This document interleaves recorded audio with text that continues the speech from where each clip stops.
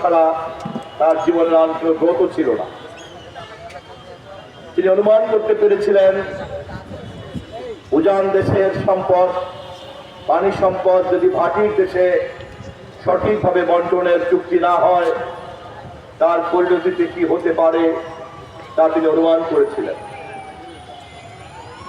এবং তিনি এটাও অনুমান করেছিলেন আন্তর্জাতিক পর্যায়ে উজানের দেশ আর ভাটির দেশের এই সমস্যার তৎকালীন সময়ে কোনো গ্রহণযোগ্য চুক্তি ছিল না। এমনকি এই মুহূর্তে তা গ্রহণযোগ্য আমাদের আন্তর্জাতিক চুক্তি থাকার পরেও তা বাস্তবায়ন কতটুকু হবে কতটুকু হবে না, আমরা এমন একটা পরিবেশের মধ্যে দাঁড়িয়ে আছি। অর্থাৎ তিনি এটাও অনুমান করেছিলেন চুক্তি থাকলেও পানি সম্পদ বন্টন নিশ্চিত হবে কি হবে না তা নির্ভর করে দুই দেশের সঠিক কূটনৈতিক সম্পর্কের উপরে। আজ ফারাক্কা দিবসে সেই কারণেই স্মরণ করছি সেই মজলুম জননেতাকে, সেই দূরদর্শী দার্শনিককে এবং এই দেশের রাজনৈতিক সবচেয়ে সঠিকভাবে অনুধাবনকারী নেতা মজলুম জননেতা মাওলানা আব্দুল হামিদ খান ভাসানীকে। মানুষের কল্যাণকে নিয়ে তিনি যখন চিন্তা করতেন তিনি শুধুই জনসেবা এবং কল্যাণের কথা চিন্তা করতেন না, এই জনসেবা এবং কল্যাণের পিছনে মানুষকে ঐক্যবদ্ধ করার কথা চিন্তা করতেন। এবং ঐক্যবদ্ধ করতে চাইলে মানুষের ঐক্যের যে সর্বনিম্ন ঐক্যমত তিনি তা খুব ভালো করেই বুঝতেন। 56,000 বর্গ মাইলের বাংলাদেশে ধর্মীয় মূল্যবোধের পাটাতন ছাড়া গণতন্ত্রের সংগ্রাম কায়েম করা যায় না। ধর্মীয় মূল্যবোধের পাটাতন ছাড়া অসাম্প্রদায়িকতা চর্চা করা যায় না। ধর্মীয় মূল্যবোধের পাটাতন ছাড়া ফ্যাসিবাদ বিরোধী সংগ্রামে জনগণকে ঐক্যবদ্ধ করা যায় না। এবং আমাদের 56,000 বর্গ মাইলের যে নিজস্ব সংস্কৃতি আমরা তা দাঁড় করতে পারবো না। আজ তারেক রহমানের নেতৃত্বে আমরা যে নির্বাচিত সরকার দেশের শাসনভার জনগণের ম্যান্ডেটের মাধ্যমে ভোটের মাধ্যমে পেয়েছি, আমাদের প্রধান শক্তি আমরা বাংলাদেশের সেই রাজনৈতিক দল যারা মাওলানা ভাসানীর এই চিন্তার সবচেয়ে কাছে অবস্থান করি। আমাদের এই সরকারের জনপ্রিয়তা এবং ভবিষ্যতের যে সার্থকতা তার সবচেয়ে বড় কারণ আমরা মাওলানা ভাসানীর ধানের শীষের মার্কাকে ধারণ করি। ধানের শীষের মার্কার মধ্যে যে রাজনীতি রয়েছে আমরা সেই রাজনীতিকে ঊর্ধ্বে তুলে ধরি।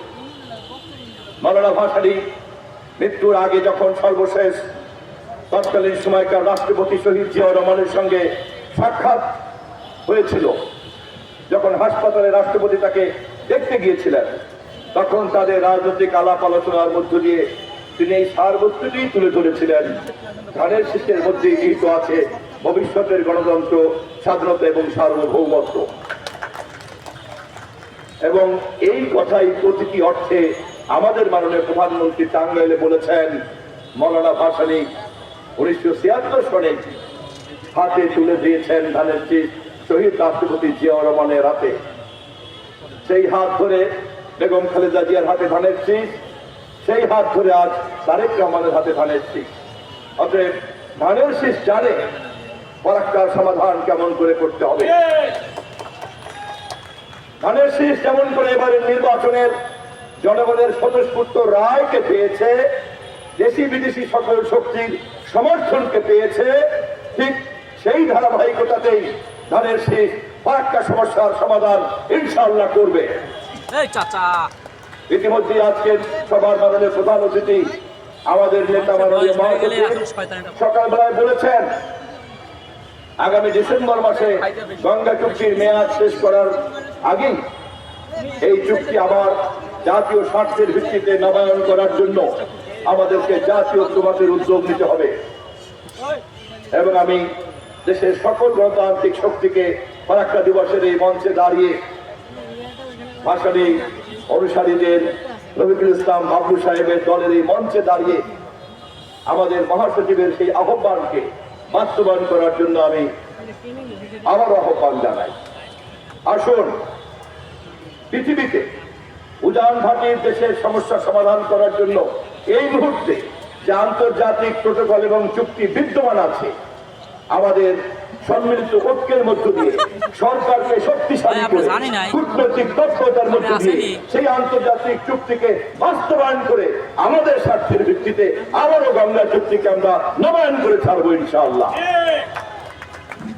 এবং এই পুরো প্রক্রিয়াটি মওলানা ভাসানীর শিষ্য হিসাবে বিএনপির মহাসচিব জনাব মির্জা ফখরুল ইসলাম আলমগীর আমাদের মাননীয় প্রধানমন্ত্রীকে নেতৃত্বে রেখে সম্পন্ন করতে পারবেন এই আশাবাদ ব্যক্ত করে আমার বক্তব্য শেষ করছি। বাংলাদেশ জিন্দাবাদ।